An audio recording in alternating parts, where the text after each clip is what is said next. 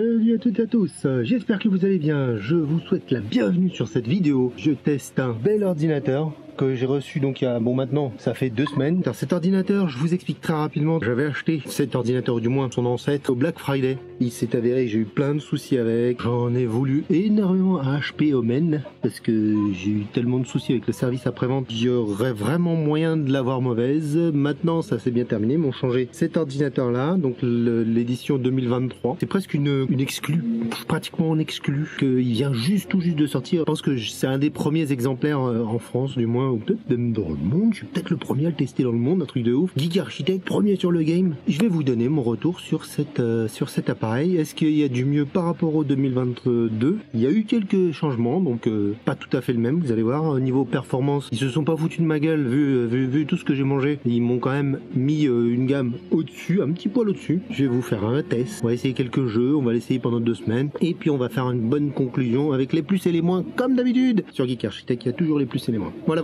Bon allez, c'est parti, let's go. Bon, on va commencer par le commencement, hein, les caractéristiques techniques de cet ordinateur. Donc il s'appelle le Omen-16-WF0001SF. Bon, c'est marqué là. Bon, ça c'est l'ordinateur qu'ils m'ont renvoyé en remplacement de l'autre. Qu'est-ce qu'il y a? Donc c'est un PC de bureau. Non, c'est pas un PC de bureau. Alors, excellence de refroidissement d'ordinateur portable. Là, on reviendra dessus parce que je suis pas tout à fait d'accord là-dessus. Alors, qu'est-ce qu'il y a d'intéressant? Donc le Nvidia G-Sync, c'est en gros pour avoir le 240 Hz. Il y a le DTSX, j'ai pas testé, c'est-à-dire le Wi-Fi 6. On va revenir, enfin ça, voilà. Vous avez quelques, le Express VPN, on s'en fout. L'anti-scintillement, c'est vrai que l'écran est vraiment très bon. La mémoire double canal, bon, on s'en fiche. Moi, ce que je vais vous donner, c'est les spécifications. Donc, le processeur, c'est un i7 13700HX. Faut savoir qu'avant, j'avais un 12700HX. Et je crois qu'il y a une sacrée différence entre les deux, hein. Il y a vraiment un gap entre le 12700 et le 13700. J'avais 16 Go de mémoire RAM, je passe à 32. Donc ça, c'est un petit plus quand même, hein. C'est plutôt pas mal. J'avais un disque dur de 512, là j'ai un disque dur de 1 TO. J'avais une 3070 Ti et là je me retrouve avec une 4070.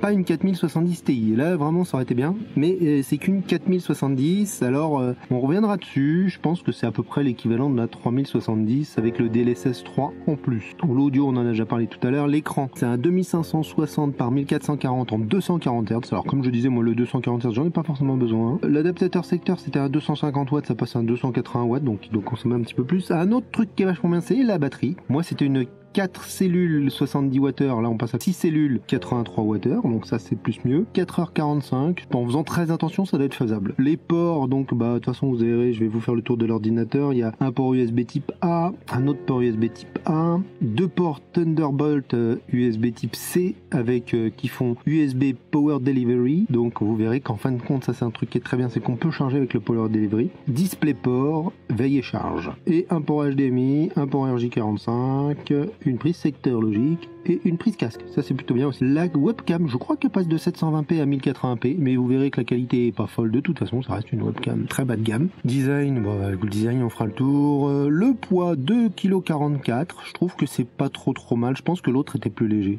forcément puisque la batterie est plus petite. Je trouve que c'est un bon rapport qualité-poids.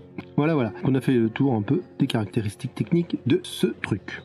À chaud comme ça, sans réflexion, on va voir si je vois des trucs différents par rapport à l'ancien. L'ancien qui était neuf mais plutôt presque d'occasion, hein, comme vous avez pu le voir. Allez, go. Bon, je fais pas un unboxing, hein, de toute façon. Alors, dans la boîte, il y a quand même ce chargeur. Un chargeur est plus puissant, je crois. Je vais vous dire combien que c'est. Excusez-moi, je sais pas si on voit bien. C'est du 280 watts. Je crois que celui d'avant, c'était du 250 watts. Donc, il n'y a pas une différence phénoménale. Alors, moi, je me rappelle d'un truc qui était pas terrible. C'était que la prise tenait assez mal dedans, ça a pas l'air tellement mieux de ce côté-là. Elle arrêtait pas de se dévier assez facilement, ce qui était assez désagréable. Ça a pas l'air d'être fifou non plus, même si peut-être ça tient un poil mieux. Une différence que je vois immédiatement, avant il y a une sorte de logo, vous voyez le Omen, comme ça.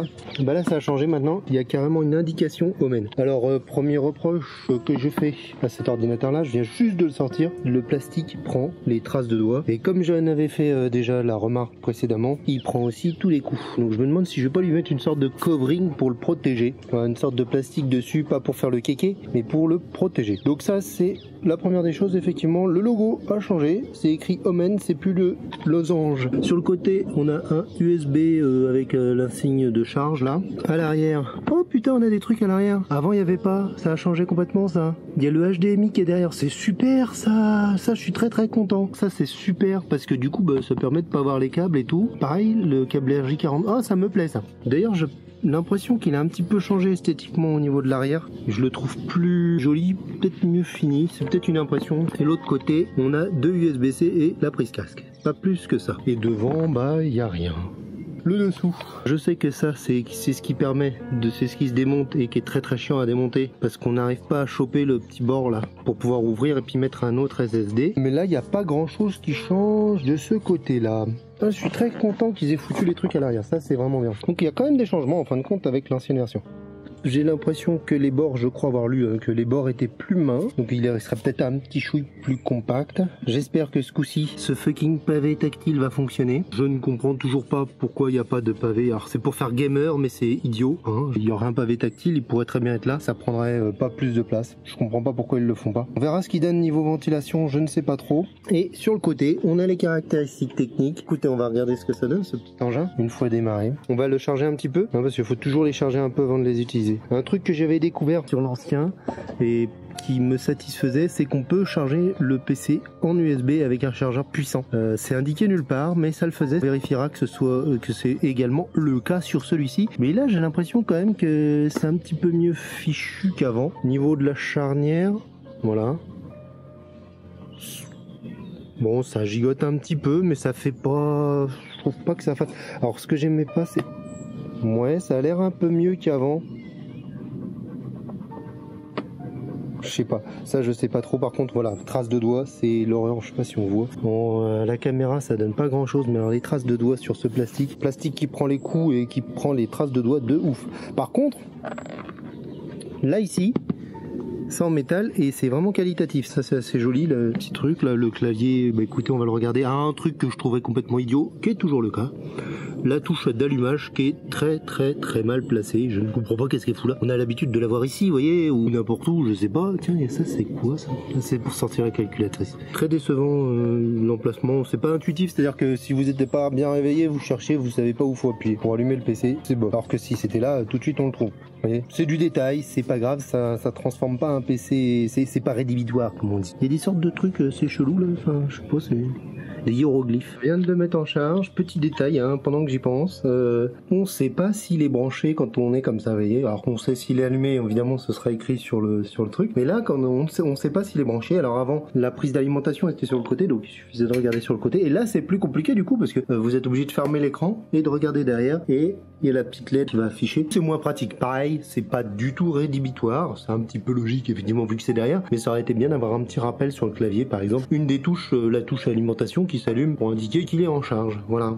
C'est un peu dommage ça aussi. Pour dire ça vaut le coup de le garder ça, parce que pour les traces de doigts puis les rayures, c'est la petite housse qui est fournie d'origine. Et je confirme, c'est bien un nouveau design, hein. Il n'y avait pas ce rebord à l'arrière, ça se terminait ici quoi en fait, ça se terminait comme ça sur l'ancien Omen. Puis je trouve ça beaucoup plus joli, beaucoup plus quali. Bon bah on va l'allumer, j'espère que tout fonctionne ce coup-ci. Si, alors l'écran est mat hein, apparemment. On voit pas du tout dedans, alors que je suis tout nu. Bon, le clavier est rétroéclairé, il n'y a que quelques couleurs, alors il y a juste ces trucs là qui peuvent être différents. Sinon c'est par zone, il y a 3 zones, mais enfin bon, on s'en fout un peu. Ah, par contre, t'as vu une tache lumineuse, pas bien belle du tout. Non, ça me déplaît déjà. C'est fait exprès? Non, c'est pas fait exprès, non. C'est un problème de rétroéclairage. Là, tu peux pas regarder un film dans des conditions pareilles. Vas-y, éteins la lumière, hein. Oh loulou! Alors peut-être que c'est parce que c'est le premier allumage, faut que l'écran il chauffe. C'est chaud hein, les rétroéclairages. Ah, oui, ça fonctionne. Ça fonctionne, regardez. La souris bouge. Youhou. Bon là l'homogénéité est quand même meilleure quand c'est lumineux. Franchement le pavé il est super quand il fonctionne, ça doit être le même que l'ancien. Il est vraiment super utilisable. Bon bah on va continuer le démarrage. Bon bah voilà l'engin est démarré. Bon écoutez on va faire un peu le tour. On va faire un petit peu le nettoyage et tout. Je crois qu'il faut aller dans le BIOS quand même pour pouvoir activer 2-3 options. Qu'est-ce qu'il nous dit le gestionnaire des tâches? On va vérifier vite fait que tout est bon. Donc il y a 25 Go, donc c'est bon, il y a bien les 32, ça c'est obligatoire. Ok, bon, ça a l'air pas mal, tout va bien, c'est le PC qui était promis. Alors je sais pas si c'est échappe, F2, F12, je sais jamais, enfin, à chaque fois c'est la surprise au démarrage. Ok, alors j'ai pas dû appuyer sur le bon truc. Bon, on va regarder si c'est la bonne batterie, tiens. Alimentation. J'appuie sur F2 et échappe, hein, mais c'est pas ce que je voulais faire. Mais bon, ça va me permettre de vérifier que c'est la bonne batterie. En fait, je crois qu'il faut débrancher. Mais moi, ce que je veux savoir, c'est... Voilà, garantie 3 ans, décompte de cycle 1, capacité restante, voilà. C'est bien une batterie de 83 Wh. Donc c'est la bonne batterie, youpi! BIOS Setup, voilà. J'ai appuyé sur la touche échappe pour information. Configuration, on peut mettre en français je crois. Hyperthreading, virtualisation, chargement USB, optimisateur de batterie adaptative, il est activé, ça c'est bien. Je crois qu'il n'y était pas d'origine. Sur l'ancien il n'y était pas.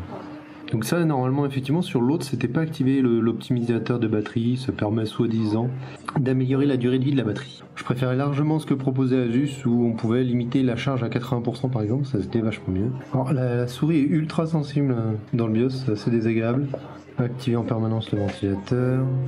Ça je crois que c'est pour pouvoir brancher, mettre en haute résolution quand on est en USB-C en fait. Bon, Windows, c'est Windows là hein, qui a décidé de faire chier et de plus afficher le temps restant de la batterie. Parce que j'imagine qu'ils sont incapables de vraiment voir correctement les choses.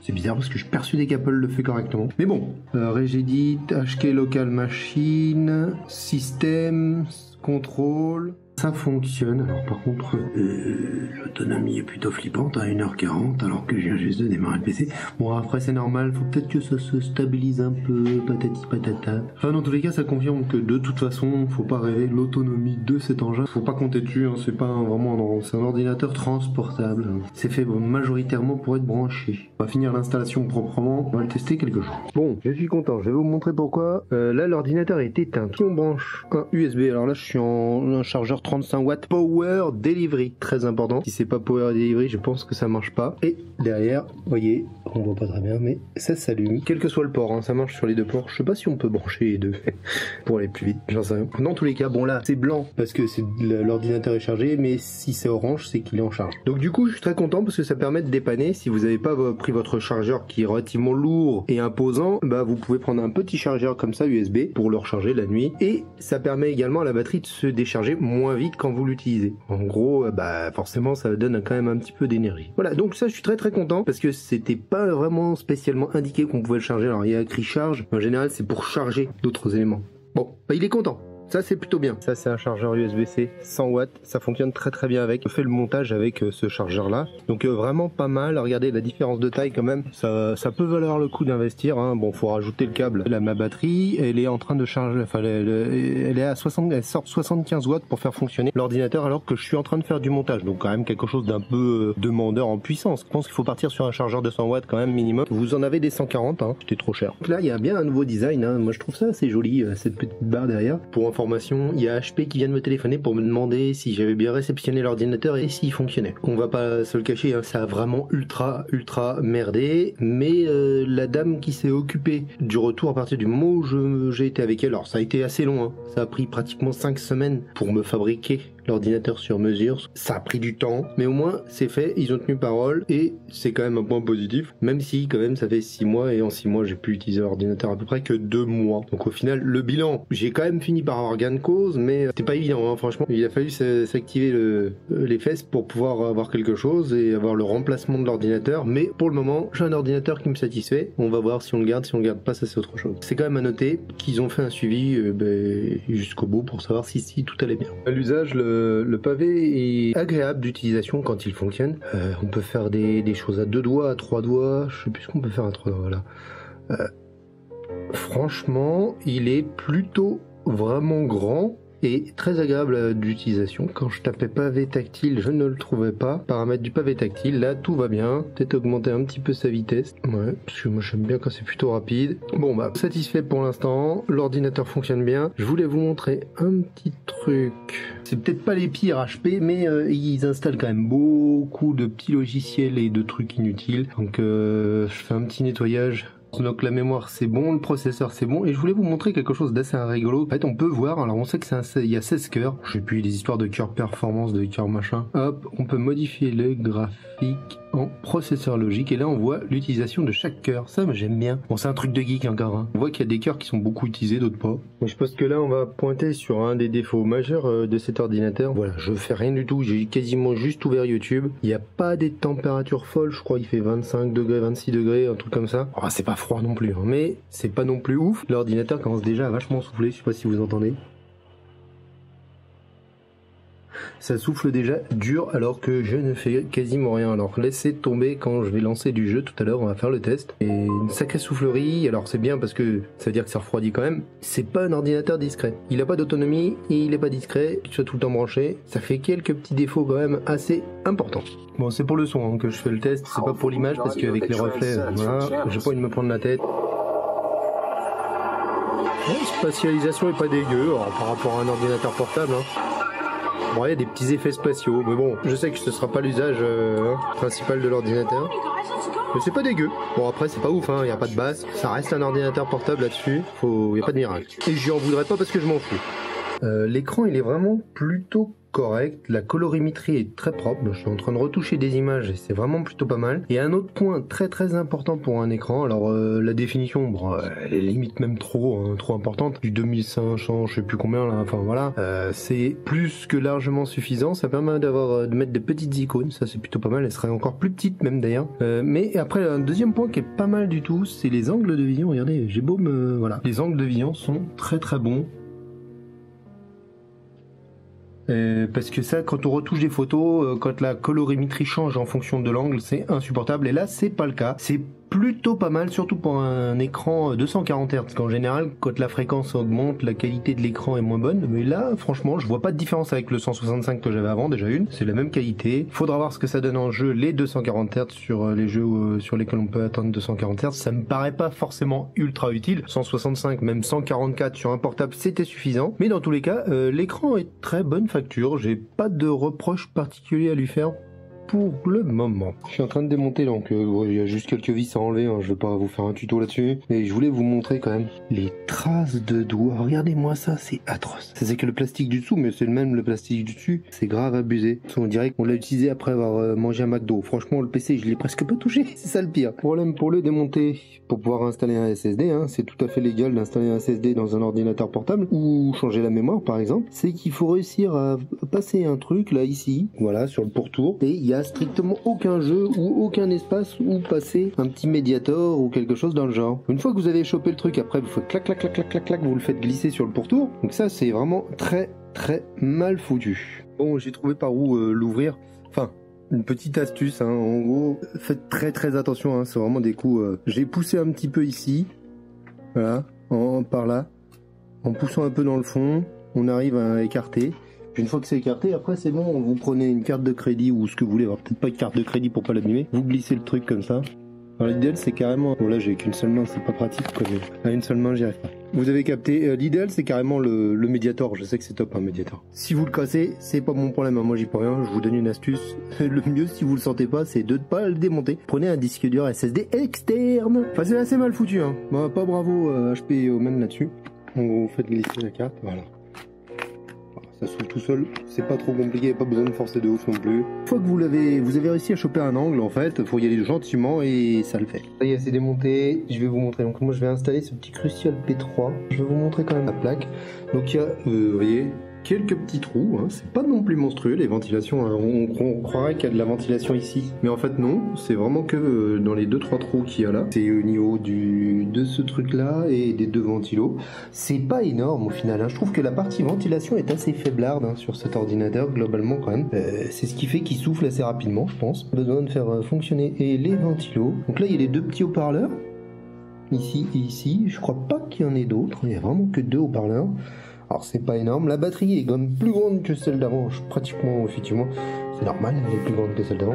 On va regarder ce que c'est quand même SSD qu'il y a dedans, et là il y a les deux barrettes de mémoire pour ceux qui veulent les changer. Vous voyez, c'est assez facile, elles sont vraiment, une fois que vous avez enlevé le capot qui est relativement propre, hein, par rapport à celui d'avant. Il y a la petite charnière là, il y a une petite peinture métallique là, je sais pas pourquoi. Je pense pas que ce soit du blindage, hein, mais bon, pas trop mal fichu le truc globalement. Et que 2 caloducs, hein, plus 1 ici, enfin plus 2 ici, ouais. Apparemment ça me paraît assez faiblard. La partie ventilation, je pense qu'elle est un petit peu les jouilles. Alors c'est ce qui fait quand même aussi que l'ordinateur reste relativement compact et léger, mais c'est ce qui fait qu'il souffle assez rapidement aussi. Bah, j'ai pas tellement plus d'infos à part que c'est des puces Micron et que c'est du Gen 4, 3,2 volts, 2,5 ampères. J'ai pas tellement plus d'infos. Ça y était pas avant sur l'ancien. Il y avait pas de plaque de protection. Alors je sais pas si c'est de la protection ou uniquement pour le refroidissement. Savoir que là, vous voyez, il y a quand même la forme des SSD là qui s'incrustent là-dedans, sachant que c'est pas métallique, hein, c'est de la peinture. À savoir qu'il y a 2 vis à défaire, attention, hein, vous avez une vis ici et une vis ici. Voilà, donc il est bien maintenu, ça bouge pas. Après, de toute façon, ça bouge pas. Du coup, il y a ces petits trucs à mettre. Alors, je sais pas, voilà, comme je vous disais, je sais pas trop à quoi ça sert. Il faut positionner ça comme ça. De toute façon, il y a le petit trou, vous pouvez pas vous tromper. Après, il faut mettre le SSD. Toujours, je crois qu'il faut incliner un peu. Clac, voilà, on voit qu'il est bien positionné parce qu'il se met bien là. Là, on peut remettre la petite plaque du dessus qui se clipse. Voilà, puis il n'y a plus qu'à visser. Ce qui est bien, c'est d'avoir un petit tournevis sur lequel vous pouvez attacher les vis, enfin les monter. Donc surtout pas trop serré. On va pouvoir installer les logiciels maintenant. Bon, c'est bon, j'ai bien mes 2 disques durs. J'ai l'impression que le rétroéclairage, là, vous voyez, les rappelez quand on l'a allumé la première fois, ça faisait des grosses taches. J'ai l'impression que c'est moins le cas. Enfin, de tous les cas, je les vois beaucoup moins. Il s'est amélioré l'écran. Peut-être qu'il fallait un petit rodage, hein, j'en sais rien. Tu me diras, on s'en est servi. Je m'en suis même pas servi 1 heure encore. Et là, il m'indique donc 91%, ça a baissé à une vitesse folle et il m'indique 1h55 d'autonomie. Faut vraiment pas compter sur l'autonomie du bousin, c'est pas... J'ai fait aucune optimisation, hein. Je ferai un test quand même pour voir combien je peux tirer, enfin combien il m'indique en mode économie maximale. C'est pas fait pour, voilà, c'est vraiment pas fait pour. Je vous mets la petite caméra, la webcam là, qui est ici. Niveau qualité, c'est pas ouf. C'est du 1080p. Je m'attendais quand même à mieux que ça. Et là, franchement, c'est pas fifou du tout. On va regarder la qualité du son. Alors en plus avec la compression tout ça, ça va être encore pire. Salut à toutes et à tous. Bon alors bonjour, bienvenue à cette conférence du jour. Pour le son je m'attendais à pire. Ça permet de faire des petites conférences hein, éventuellement. Ça, après ça suffit pour Teams également, hein, si on le fait en petit, ça passe. De toute façon faut pas lui demander plus. C'est nickel franchement. Un autre truc qui est un petit peu con, il n'y a pas la reconnaissance faciale. Windows Hello n'est pas disponible. Alors je sais pas si ça vient de HP ou si c'est Windows qui est pas capable de le proposer, mais dans tous les cas c'est bien dommage parce que ça pourrait être bien pratique plutôt de se taper ce fucking code à la con. Ce serait vachement bien d'avoir le déverrouillage facial, sachant que c'est un truc qui existe sur les téléphones depuis 10 ans quoi. Hein, c'est pratique d'avoir les connectiques derrière, par contre ça veut dire qu'à chaque fois on est obligé de fermer, même de se pencher pour trouver où c'est le bouton, parce que du coup j'ai toujours du mal à trouver l'endroit où ça se clipse. Alors après c'est pratique parce que du coup c'est vachement plus propre sur le bureau. Je viens de découvrir un petit truc bien pratique, il y a un petit cache intégré sur la webcam, on veut regarder. Faut vraiment le... si je l'avais pourvu, clac, il y a un petit rideau qui se met devant la webcam. Plutôt cool ça. Encore 2 petites remarques. Sur l'ancien, il y avait des petites patounettes ici, vachement pas belles et pas très agréables. D'ailleurs, ça faisait un bruit assez désagréable quand on le fermait. Et là, c'est vrai que quand on le ferme, du coup, c'est un peu plus correct qu'avant. Je pense que ce qui fait le toucher, c'est le petit cadre qu'il y a ici. Et c'est pas plus mal. Ce qui est dommage, c'est que le plastique un peu brillant du dessus, qui prend les traces de doigts de manière horrible, ça aurait été bien qu'il soit comme celui-ci, là, le petit plastique un peu granuleux sur le dessus. Ça aurait été vachement mieux, plus résistant. Puis ça prend moins les traces de doigts. Par contre, là, ce revêtement-là, alors, il est vraiment bien. Le dessus du PC ici, là, plutôt pas mal du tout. Il y a quand même une amélioration de la qualité globale par rapport à celui de 2022. Pour l'usage en extérieur, je sais pas du tout quel niveau est la luminosité. Alors c'est là les réglages de luminosité. Je sais que là, moi ça me suffit. Bon, il est utilisable. Alors, il y a quelques petits... C'est pas des reflets, mais... Enfin si, c'est des sortes de reflets. Même si la dalle est mate. C'est marrant parce que je vois... C'est mieux que à la caméra. À la caméra, j'ai un très gros reflet en haut que j'ai pas en vrai. Peut-être c'est parce que je suis plus haut. Ah, voilà, c'est parce que je suis plus haut. Donc voilà, moi je vois ça pour l'instant. Donc c'est plutôt bien. Si j'augmente la luminosité, comment on fait fonction? Ok, bah elle est à fond là quasiment. Donc de toute façon, pour un usage en extérieur, elle est à fond. Pour l'autonomie, par contre, il faudra penser à la baisser un peu, hein, parce que à fond, forcément, ça va baisser rapidement. Donc là, elle est au maxi, et franchement, le PC, j'arrive vraiment à lire sans aucun problème les icônes. Alors, je vais me déplacer et me mettre un petit peu plus. Alors, on n'a pas un soleil de malade mental, mais on va quand même se déplacer pour voir ce que ça donne par là. Je suis au soleil. C'est pas ouf. Mais bon, ce serait utilisable quand même. Hein. Alors en plein soleil, j'imagine que ce serait très compliqué quand même, mais avec un soleil mesuré, d'être un peu à l'ombre, c'est toujours un poil mieux. Là, je suis vraiment au maxi de la luminosité. C'est pas ultra lumineux non plus, hein. Mais c'est utilisable. C'est pas grand chose, hein. J'ai juste allumé le PC. Le petit ventilateur tourne gentiment, c'est pas ultra gênant. Donc je verrai bien ce que ça donne en usage bureautique, si ça souffle pas trop ou pas, je vous dis ça. Mais là pour le moment, c'est tout à fait potable. Il m'a dit que 3h07 pour la batterie. Voilà, bon, ça vous donne une idée, hein. Là, j'ai un port USB déjà utilisé. Et j'ai un port USB que j'ai utilisé pour mon disque dur. Je voulais décharger une carte SD avec ce truc en USB. Bah écoutez, regardez, j'ai pas de quoi le brancher. Il n'y a plus de ports, donc il y a très peu de ports disponibles. Donc c'est le genre d'ordinateur qu'il faut mettre avec un dock USB-C Thunderbolt, par exemple. Ce serait top avec ça. Ou un hub USB, parce que sinon, c'est vraiment très rapidement limitant de USB-C et de USB-A. Bon, on va voir ce que ça donne Call of Duty. Je l'ai installé. Ça va être l'horreur parce que du coup j'ai aucune touche de paramétrer ni quoi que ce soit. Bon, vraiment c'est une petite partie de shipment, pas sans réflexion. Voilà, je suis en train de monter je sais plus quoi comme arme. C'est celle-là, la ISO 45. Du coup je suis où là, la ISO 45? Ouais, je suis à 20 sur 20. Là, faudrait que je l'améliore maintenant. Bon, j'ai changé quelques paramètres graphiques. On n'était pas à 240 images secondes. On était... Oh merde, c'est défaut.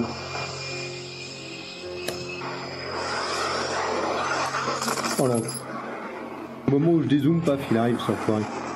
Alors peut-être qu'il est toujours là. Il est où? C'est qui? C'est quoi?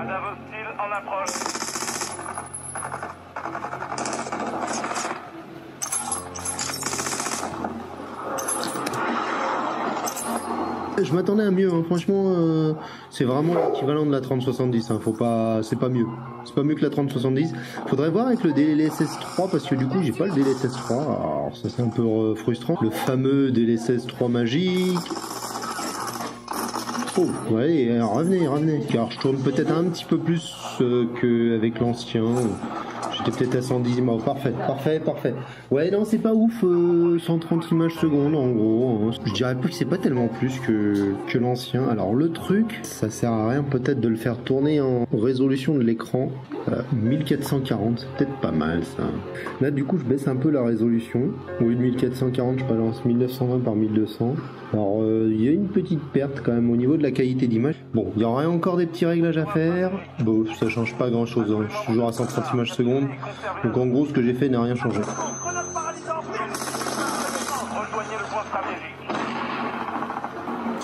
Merde, c'est un aïe.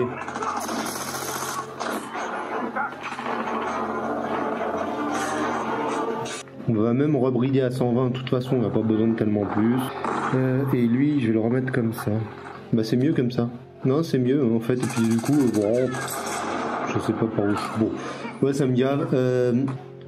Il y en avait un derrière. Bon, allez, j'arrête là. Bon écoutez, gaming, ouais, 138, entre 120 et 130 images secondes. Je m'attendais à mieux que ça. Alors faudrait voir avec le DLSS 3, faut que je vous trouve un jeu avec le DLSS 3. Mais je crois pas en avoir. Voilà. Bon, on arrête là. Bon, en usage bureautique, plus que bureautique, là du coup je suis en train de faire un petit montage sur DaVinci Resolve et c'est plutôt pas mal, c'est réactif, ça fonctionne. Alors je suis sur la batterie justement, j'ai pas mis exprès parce que bon, si on branche évidemment ça va bien fonctionner, il y aura aucun souci, mais là ça s'est bien mis sur la carte graphique, là on fonctionne bien quand c'est ouvert, là ici le petit bidule est vert, c'est qu'on est sur la carte graphique. Je suis en extérieur, écoutez c'est tout à fait potable et utilisable, même si quand on est sur la batterie, la puissance de la carte graphique est énormément bridée. Hein. Et qu'est-ce qu'il me dit au niveau de l'autonomie? 1h54 restante. Je viens juste de le brancher, hein. Ça fait 5 minutes que je l'utilise. Donc ça descend vite, mais c'est normal. Avec une carte graphique qui tourne, c'est réactif, le son est plutôt bien. J'appuie, ça démarre. Si je veux couper, clac, ça coupe. Tout à fait utilisable. Bon, pour moi, l'écran est un peu petit, mais bon, j'ai du mal à m'habituer aux écrans d'ordinateur portable. Moi. Autre chose que je voulais vous dire aussi, concernant le chargeur USB-C. J'ai trouvé, en fait, avec mon pote Thomas, là, on a trouvé qu'est-ce qu'il fallait pour que ça fonctionne. Il faut un chargeur Power Delivery, ou peut-être ça fonctionne en Quick Charge, j'en sais rien, mais en fait, ce qui est important, c'est que le chargeur fasse 20 watts, 1,5 ampères, 1 ampère, 2 ampères, on s'en fout. Un chargeur qui puisse délivrer du 20 watts, comme le chargeur de l'ordinateur portable. Alors faut savoir que là pour l'instant j'utilise un disque dur externe, un SSD externe, sur lequel j'ai mes vidéos. Je mets pas les vidéos en local, mais en 4K, donc en toute logique 60 images secondes. Alors là il souffle. ça j'ai un petit stand là, ça va être très pratique ça pour éviter que ça chauffe trop. Ça vaut le coup de les surélever les PC. Dans tous les cas ça fonctionne, la 4K c'est quand même violent. Hein. Bon, il y avait l'écran qui était en 60 Hz, c'est pas en 120, on vient de modifier. Bon, ça change pas tellement le nombre d'images secondes, par contre il n'y a plus le tearing. Ou beaucoup moins. Bon, il souffle toujours autant.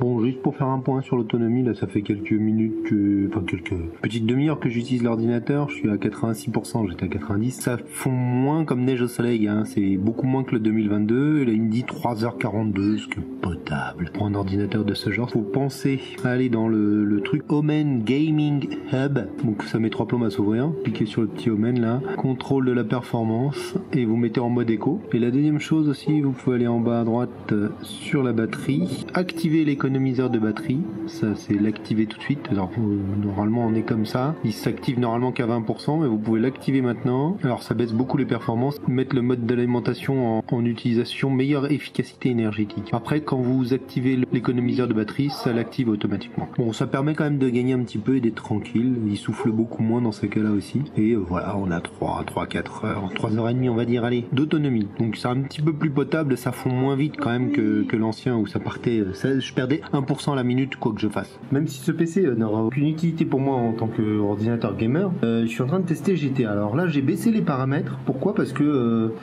je rencontre quelques soucis, j'ai d'énormes lags. Alors on va regarder si c'est le petit cas, on va essayer d'aller là. Enfin, hier j'avais d'énormes lags, alors peut-être le fait de redémarrer l'ordinateur ça va mieux. Alors j'ai tout baissé, hein, les paramètres graphiques là, je suis vraiment au minimum. Je sais pas comment on court. Hop. Hier c'était injouable. Ça a l'air de bien tourner aujourd'hui. Bon. Alors peut-être qu'il fallait juste un petit redémarrage. Hein. Ouais, c'est peut-être ça. Ça a l'air fluide par rapport à hier. Alors peut-être qu'hier en fait, je pense que peut-être la carte graphique surchauffait. C'était hier soir, il faisait très chaud. Bon, je joue comme un yep parce que le clavier souris j'ai un peu de mal là. Ok, ben on va changer les paramètres graphiques, on va augmenter parce que là j'avais tout baissé. Je suis même en 1080p. Un truc qui est quand même assez mal foutu. Contrôle de la performance, donc je suis à fond. Commutateur graphique, voilà.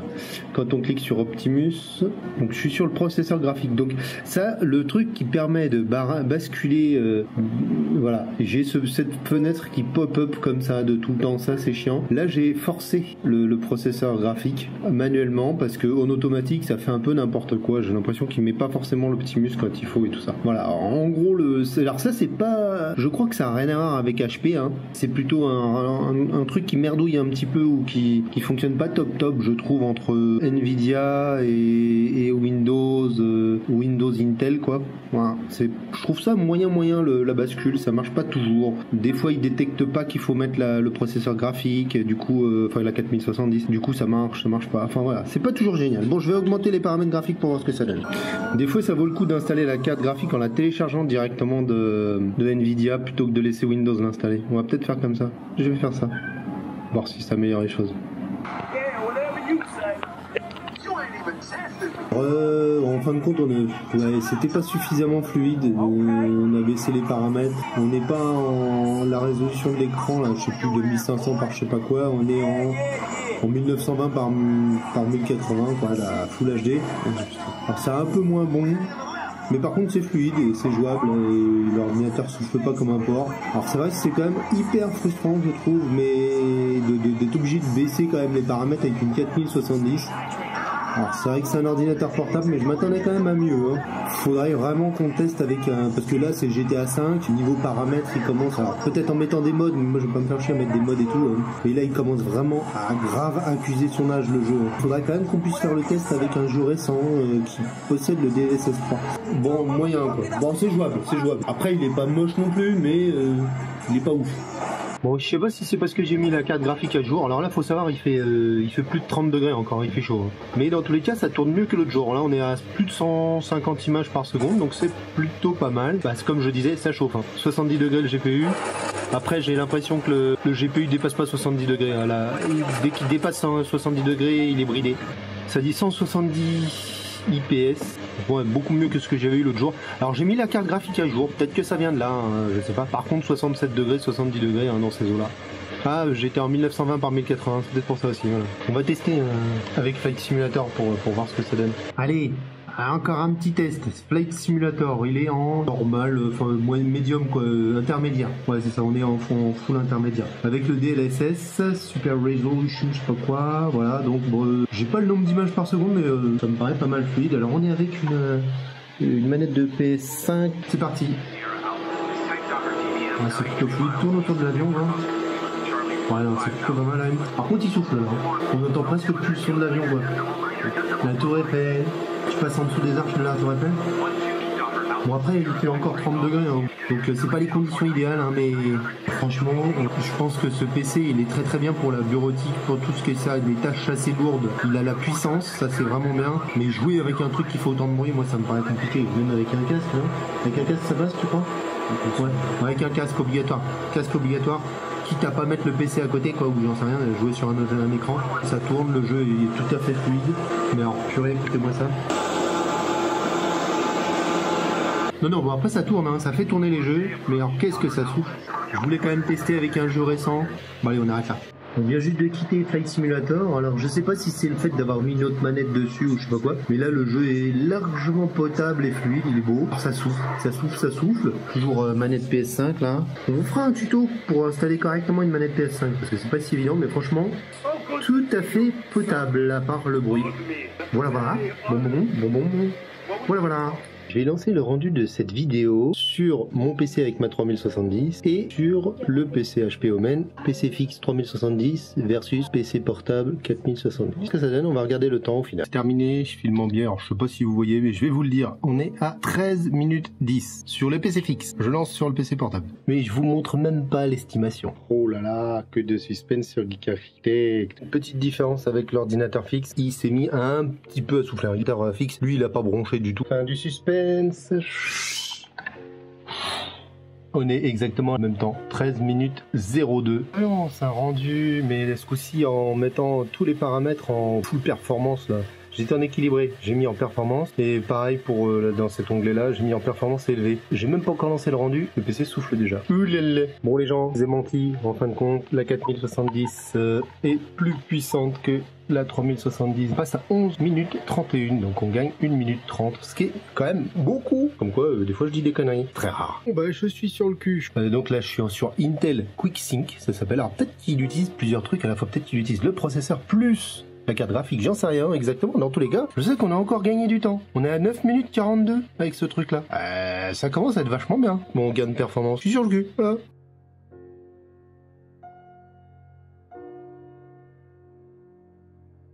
On va arriver au terme de cette vidéo. Je vais vous faire un récapitulatif des plus et des moins que j'ai pu noter en 2 semaines. Si jamais il y a des choses qui évoluent, s'il y a le pavé tactile qui tombe en panne par exemple, s'il m'arrive des petites aventures ou si je comprends des choses qui ne fonctionnaient pas dans le test, et soit je ferai un short, soit je le mettrai en complément dans les commentaires ou dans la description, mais dans tous les cas j'en informerai si je rencontre un quelconque problème. A priori pour le moment je compte garder l'ordinateur pour la simple et bonne raison que même si je suis quand même encore fâché avec HP, je retrouverai pas un ordinateur de cette performance là sans rajouter un gros billet derrière, donc bah écoutez, pour des raisons d'argent je vais le garder. Après ça reste quand même du bon matos. On est sans batterie, vous voyez, je suis pas branché. On va regarder de combien ça baisse. Donc là il est 19h27, ça fait un petit bout de temps quand même que je l'ai allumé. Il m'indique 3h48 et on est à 88% de batterie. Je suis quand même en mode économie et tout ça, je fais juste du drive, je vais vous lire ma fiche, vraiment en mode bureautique, et on va voir combien de temps ça dure. On commence par les points positifs. Première des choses, c'est qu'effectivement il est de meilleure qualité, je trouve, de meilleure facture que la QV 2022 que j'avais moi. Déjà au niveau des composants internes, je dirais quand même que le 13700 est quand même mieux que le 12700, c'est une évidence, mais je trouve que l'esthétique est un petit poil mieux avec le petit rebord à l'arrière. J'aime bien le fait quand même d'avoir toutes les prises, ou du moins le HDMI, le RJ45, l'alimentation à l'arrière, comme ça du coup quand vous êtes sur un bureau, alors c'est vrai que c'est chiant pour brancher, mais l'avantage c'est que une fois que vous êtes docké comme ça, vous n'avez pas tous les câbles. Plutôt pas mal, moi j'aime bien, ça dépend, je pense qu'il y a des gens qui aiment pas. Un autre point qui était déjà très positif sur l'ancien, l'écran c'était un 167 5 Hz. Ça suffisait très largement. Là, on a 240 Hz sur un portable. Même avec une 4070, franchement, ça sert strictement à rien. Vous avez vu que la 4070, elle est pas utilisable parce que c'est très chaud en ce moment. C'est vrai que c'est peut-être pas les conditions optimales pour tester une carte graphique, un ordinateur portable, parce qu'il chauffe vraiment très rapidement. Peut-être en hiver, à 20 degrés, ça fonctionnerait beaucoup mieux au niveau de la carte graphique, mais là, elle atteint vite des températures, à mon avis, un peu trop importantes, et du coup, les performances baissent. Et puis, ça reste un ordinateur portable. Une 4070 de PC portable est bien moins puissante qu'une 3000, peut-être même qu'une 3060 de PC fixe. Faut le savoir, donc faut pas s'attendre à une 4070 en vrai. C'est presque une appellation, c'est de la blague. Donc l'écran, vraiment très très bon. Le côté qui soit mat, c'est vachement bien. Là, par exemple, franchement, je suis pas gêné par la luminosité ambiante. J'ai baissé un tout petit peu la luminosité pour pas trop consommer. C'est-à-dire, ça reste lisible. 16 pouces, c'est un bon rapport. Que c'est 15 pouces 5, je trouve que c'est trop petit. 17, c'est grand. 17, des 17.3 là, c'est vrai que ça fait des grands ordinateurs. 16 pouces, je trouve que ça reste transportable, mais c'est pas trop petit non plus. Après, c'est vrai que si c'est destiné à rester tout le temps au même endroit, puis juste à déplacer une fois de temps en temps, ça peut valoir le coup de prendre un 17, voire même un 18, mais après c'est chiant, très très chiant à transporter, ça je vous préviens. Donc là, je trouve que c'est pas si mal comme taille, c'est un bon compromis. Le pavé tactile, quand il fonctionne, il est vraiment au top, j'ai pas de reproche à faire, il est grand. Le clavier, je le trouve ultra agréable aussi, le rétroéclairage est bof, mais bon, moi perso, je m'en bats un peu les noix, le principal c'est d'avoir un rétroéclairage, surtout sur un ordinateur portable, parce que vous pouvez être devant la télé, un petit peu de côté sombre, et du coup pas forcément bien voir ce que vous êtes en train de faire. Toucher soft, doux, silencieux. Moi, vraiment, j'apprécie énormément taper sur ce clavier. J'aime bien aussi la police, mine de rien, c'est un petit détail. Il y a 2-3 lettres qui sont pas super bien lisibles. Donc le poids de cet ordinateur que je trouve vraiment plutôt bien, parce que la batterie n'étant pas trop grosse, ça reste assez transportable. Faut pas se le cacher, c'est des ordinateurs, on est à la limite du transportable. On n'est pas sur un ordinateur nomade, vraiment. C'est un ordinateur qui est fait pour être branché globalement. Mais c'est un bon compromis, exactement comme la taille de l'écran. Le poids, je trouve que taille de la batterie est presque, ce serait bien s'il était un petit peu plus costaud, mais c'est pas forcément tellement utile sur ce type d'ordinateur qui est pas vraiment nomade, mais qui est pas vraiment non plus un transportable, c'est entre les deux, donc du coup la batterie est entre les deux, le poids est aussi entre les deux. Moi je le trouve pas trop lourd, vraiment c'est pas une plaie à déplacer. Truc qui est vachement bien, alors un chargeur par contre lui il est pas du tout compact. Ce que je peux vous préconiser c'est d'acheter un chargeur USB-C parce que ça fonctionne à condition, vérifiez bien avant d'ordinateur portable. Donc là j'ai un chargeur Power Delivery qui envoie du 20 volts et effectivement ça permet de recharger très lentement certes, donc ça c'est vraiment bien. Vous n'êtes pas obligé de vous trimballer le chargeur, forcément vous pourrez prendre un petit chargeur, ça c'est plutôt bien moi je trouve. Le Wi-Fi 6, 6E ou je sais pas quoi, bon ça doit être bien, je l'ai pas testé parce que pas eu d'usage. Moi j'ai du AC là, ça marche très très bien, c'est super rapide, l'ordinateur capte bien, le Bluetooth aussi intégré, ça c'est le pied. Pour les souris par exemple, pour les souris comme ça, du coup celle-là elle fait les deux, on peut la mettre en 2,4 GHz ou en Bluetooth, qui évite de bouffer un port sur l'ordinateur, puis il est connecté directement. Les casques audio aussi qui se connectent directement, ça c'est vachement bien. L'ordinateur je le trouve plus réactif en 2022 que j'avais, plus agréable à utiliser, je sais pas, il a l'air plus puissant, je devrais pas sentir un lag de puissance, alors c'est peut-être psychologique, c'est peut-être faux, j'en sais rien. Au niveau de la puissance, il me suffit largement, ça permet quand même de faire tourner les jeux vidéo. Vous avez vu quand même que faut faire quand même des concessions sur certains jeux. Call of Duty tourne très bien, il y a vraiment pas de souci. Maintenant, c'est pas aussi puissant qu'un ordinateur fixe, mais par exemple, j'ai réussi vraiment sans aucun problème à faire des montages avec DaVinci Resolve et ça marche très très bien. Très satisfait pour l'utilisation même bureautique élevée quoi. Enfin plus que bureautique. On peut tout à fait faire du Revit avec, du AutoCAD, Photoshop, aucun problème, mais parfait pour Photoshop. C'est un des usages que j'ai de cet ordinateur là. Pour tous les usages intensifs, franchement il est très bien. On va passer au plus et moins. Il y a les connectiques à l'arrière. Ça va être un plus un moins pour certaines personnes. Donc si je veux voir s'il est branché, je suis obligé de regarder comme ça, de baisser l'écran, de regarder derrière. C'est un poil relou. J'ai eu des difficultés pour faire fonctionner la RTX ou du moins pour la bascule entre leur logiciel, parce que deux cartes graphiques comme vous l'avez vu, la carte graphique intégrée au processeur qui consomme moins et la grosse carte graphique qui elle va consommer beaucoup, qui s'appelle la RTX 4070. Franchement la bascule entre les deux, c'est pas foufou. J'ai eu pas mal de problèmes de bascule entre ces deux cartes graphiques quoi. On va passer directement au moins, vraiment un moins qui est dommage, c'est ça, ici là.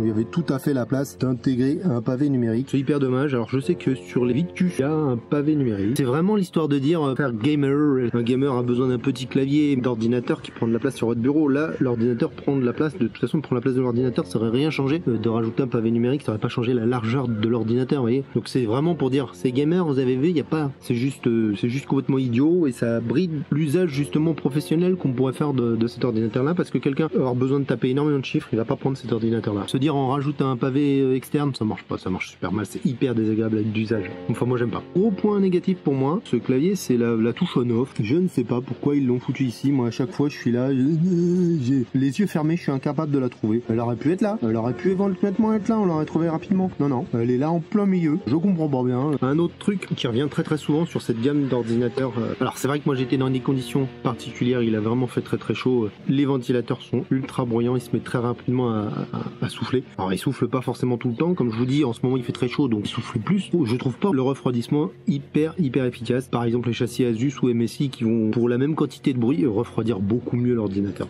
Je l'ai mis sur un truc qui permet de le surélever et ça aide énormément au refroidissement. Un autre truc qui est méga supra relou, les traces de doigts, et je vais rajouter la poussière. Là on voit peut-être pas spécialement, je sais pas si vous voyez mais en plus ça bouffe la poussière. C'est une catastrophe au niveau des traces de doigts. Je suis pas persuadé que cet ordinateur là, je pense qu'il y a quand même des matériaux un petit peu légèrement granuleux par exemple qui vont peut-être moins prendre les traces de doigts, j'en sais rien. Après matériaux fragiles aussi, c'est griffé très rapidement puis en prendre des pètes. Mais même si j'ai quand même l'impression qu'il est peut-être tout petit chouille plus costaud, j'ai l'impression que la charnière est un peu de meilleure qualité, ça bouge moins, vous voyez. Bon là c'est sur le stand qui bouge là, ça a l'air un poil mieux que le 2022 de ce côté là aussi, ce que je disais, niveau qualité il a l'air un poil au-dessus. Un autre truc que je trouve pas terrible c'est cette grosse bordure en bas de l'écran, c'est un peu dommage, hein. Là ici on est super pas large, ici on est un petit poil plus large, là c'est vachement bien d'avoir foutu le petit truc pour pouvoir activer et désactiver la webcam. Cette bande là est énorme pour pas grand chose.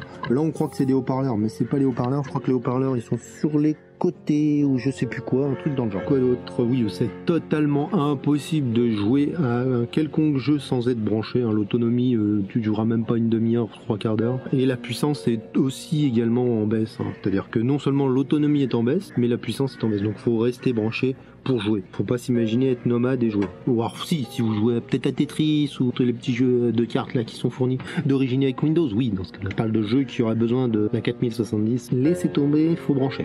Et la 4070, elle est pas si puissante que ça au final, je trouve. Je suis assez déçu. Je parle pour les jeux, hein. Pas pour l'usage d'Avinci sur Photoshop, tous ces trucs là. Alors ça fait le café grave, mais par contre pour les jeux, ça fait quand même tourner Call of en 90-100 images secondes. Mais je m'attendais à mieux, vous voyez. GTA, je m'attendais à mieux aussi. À mon avis, la 4070, elle a le DLSS 3 en plus de la 3070 Ti, hein, mais à mon avis, elle est pas tellement plus puissante que la 3070 Ti qui avait sur l'autre. C'est dommage. Je suis un peu déçu sur la puissance. J'aurais bien aimé un truc un poil plus puissant. Ouais, voilà, c'est pas un ordinateur que je vais utiliser pour jouer, donc je m'amuse pas non plus à mettre 1 milliard de jeux dessus. Mais c'est quand même dommage d'être obligé de baisser les paramètres sur GTA pour qu'ils fonctionnent. Peut-être que je foute les mains dans le cambouis, mais je le ferai pas. Et puis compliqué utiliser un ordinateur quand il fait super chaud. Pire, un ordinateur portable quand vous cumulez quand même un refroidissement assez moyen, pas assez de calots, les ventilateurs sont peut-être un petit chouille les jouilles et tout. Quand vous cumulez donc un refroidissement moyen avec des températures élevées, ça devient super compliqué de jouer vraiment avec le PC. Je pense que dès que les températures seront plus correctes, je pourrai le brancher sur la télévision et puis me faire pourquoi pas des petites sessions avec manette et tout, ça peut être vachement sympa. Mais là, en ce moment, à plus de 35 degrés, PC... La carte graphique se bride très rapidement. Quand il fait chaud, bof. Après, un autre petit point entre guillemets négatif, mais qui s'est amélioré et qui s'améliore, je trouve, quand même assez rapidement, parce que ça s'est amélioré en 6 mois. Hein. C'est le logiciel Omen Gaming Hub, là, voilà. Il s'est quand même pas mal amélioré. Par exemple, il y a ce truc-là qui est apparu où ça bascule automatiquement en mode éco quand on est sur la batterie. Ça, c'est vachement bien. Après, vous pouvez mettre en équilibré, en performance. C'est dommage qu'il n'y ait pas un petit bouton ou un truc qui permette un accès plus rapide à ces paramètres pour pas basculer en équilibré ou performance. On est quand même très loin de la qualité des logiciels Asus par exemple, hein. Franchement, pour avoir testé celui d'Asus juste avant, c'est largement mieux, je trouve. Un autre truc que je trouve vraiment limite par contre, et je suis pas le seul, aujourd'hui les constructeurs proposent des modes ou des méthodes pour augmenter la durée de vie de la batterie. Ah, il y a un truc dans le BIOS à activer pour permettre d'augmenter la durée de vie de la batterie, c'est soi-disant automatique, c'est transparent, on s'en rend pas compte. Sur l'Asus au moins on était tranquille, on savait que ça fonctionnait parce qu'on pouvait brider la batterie à 80% de sa capacité, c'est-à-dire elle se rechargeait pas au-dessus des 80% et elle se déchargeait pas en dessous des 20%. On pouvait choisir comme ça une plage, un peu comme sur les Tesla. Oh, j'avais pas dit le mot Tesla encore. Et ben au moins je leur ai dit, on peut pas du tout choisir une plage d'utilisation pour pouvoir sauvegarder l'usage de la batterie. Je trouve que c'est même très dommage en 2023 de pas proposer ça. Je critique, mais en même temps je connais pas la qualité du logiciel qui est dans le BIOS, hein, qui permet de faire peut-être ces choses-là en transparent. Mais ça aurait été bien de pas être trop transparent sur ce genre de choses, que le client sache que sa batterie est protégée et va avoir une bonne durée de vie. Bon tiens, d'ailleurs en parlant de batterie, je vous dis où c'est qu'on en est. C'est plutôt pas mal. Vous me faites confiance ou je vous montre? Je vous montre. Voilà, vous voyez, on l'a utilisé pendant 20 minutes, un truc comme ça. Il reste 3h32. On est à 79%. Donc c'est tout à fait correct. Et je chute pas comme l'ancien PC de 2022 que j'avais. C'était 1% à la minute, quoi que je fasse. Donc il est en mode économie, hein. C'est pas un truc de ouf non plus, en mode économie d'énergie. Je trouve ça beaucoup plus potable qu'avant. J'ai pas mis l'économiseur de batterie. Ça permet d'économiser vachement hein, en batterie. Il est temps de mettre fin à cette vidéo. Au final, malgré toutes les couilles que j'ai eues avec HP, je conserve cet ordinateur. Je vous ai expliqué pourquoi, pour des raisons de sous, parce que j'ai pas envie de rajouter un billet de 1000 pour avoir la même chose, pas du tout envie, donc il fait le taf, tout à fait plus que performant pour ce que j'ai à faire, du Photoshop, du Revit, du DaVinci, du montage vidéo, tout ça, nickel. Pour le jeu vidéo, on verra, je referai peut-être une petite mise à jour quand les températures seront plus clémentes, mais dans tous les cas, bien plus satisfait, une petite montée en gamme, en qualité, c'est pas non plus un châssis Rogue de chez Asus ou les meilleurs châssis qui puissent exister sur le marché. Vous pouvez le retrouver, c'est les HP Omen à des prix très intéressants. Pendant les Black Friday, il peut perdre 1000 balles. Il a 2005, il était bradé pendant quelques jours à 2000. Vous le retrouverez à 1200 au Black Friday en novembre. En espérant que ça ait pu vous servir, cette petite vidéo en avant-première, je pense que je dois être un des premiers à le tester, ce HP Omen, qui au final, je mets une note positive à l'ordinateur que je teste actuellement, pas à l'autre que j'avais avant, mais sinon le service après-vente, réfléchissez-y bien parce que HP, ils sont pas au point là-dessus. Pas du tout. Franchement, pensez à mettre le petit pouce là, vraiment ça fait super plaisir. Pensez à vous abonner, je compte sur vous. Merci à toutes et à tous d'avoir été jusqu'au bout. Je vous dis ciao, bye bye.